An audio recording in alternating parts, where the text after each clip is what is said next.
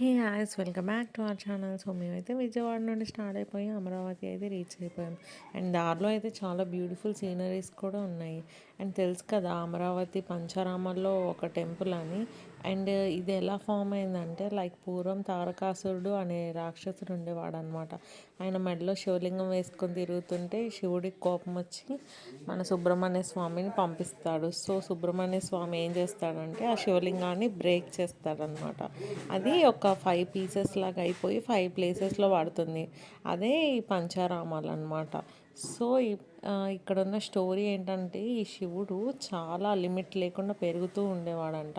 And అప్పుడు దేవతలు వీళ్ళందరూ ఏం చేసేవాళ్ళంటే ఆ కృష్ణానదిలో స్నానం ఆచరించి శివుడికి రోజు అభిషేకం చేయడం వల్ల అది ఇంకా గ్రో అవ్వడం ఆగిపోయింది. అండ్ ఇదైతే చాలా పెద్దది లింగం. సో మీరు కూడా ఎప్పుడైనా విజిట్ చేయండి.